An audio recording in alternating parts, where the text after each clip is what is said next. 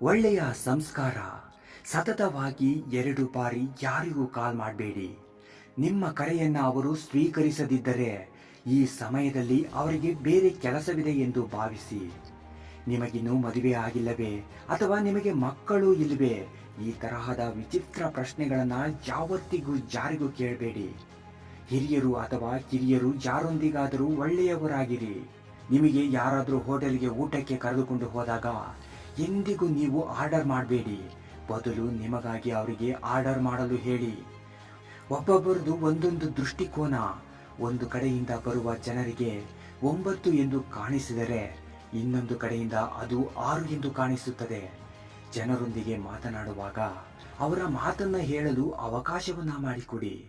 ಇನ್ನೊಬ್ಬರಿಗೆ ನಿಮ್ಮ ತಮಾಷೆಯಿಂದ ಖುಷಿಯಾಗಿಲ್ಲವೆಂದರೆ ಅದನ್ನ ಅಂದಿಗೆ ನಿಲ್ಲಿಸಿಬಿಡಿ. ಯಾರಾದರೂ ಸಹಾಯ ಮಾಡಿದಾಗ ಧನ್ಯವಾದವನ್ನ ಹೇಳೋದು ಮರೆಯಬೇಡಿ.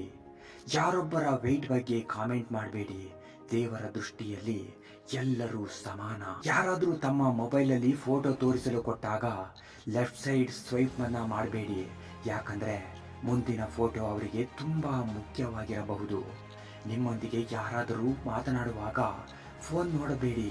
ಯಾಕಂದ್ರೆ ಅವರಿಗೆ ನಿಮ್ಮ ಬಗ್ಗೆ ಕೆಟ್ಟ ಅಭಿಪ್ರಾಯ ಮೂಡುತ್ತದೆ.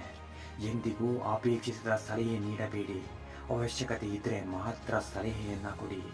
ಯಾರನ್ನಾದರೂ ಭೇಟಿಯಾಗಿ ತುಂಬಾ ವರ್ಷದ ನಂತರ ಸಿಕ್ಕಿದಾಗ ಅವರ ವಯಸ್ಸು, ಸಂಬಳ, ವ್ಯವಹಾರದ ಬಗ್ಗೆ ಕೇಳಬೇಡಿ. ಅವರಿಗೆ ಇಷ್ಟ ಇದ್ದರೆ ಅವರೇ ಹೇಳ್ತಾರೆ. ಫ್ರೆಂಡ್ಸ್, ಈ ವಿಡಿಯೋ ನಿಮಗೆಲ್ಲ ಇಷ್ಟವಾಗಿದ್ದರೆ ಈ ವಿಡಿಯೋಗೆ ಒಂದು ಲೈಕ್ ಮಾಡಿ.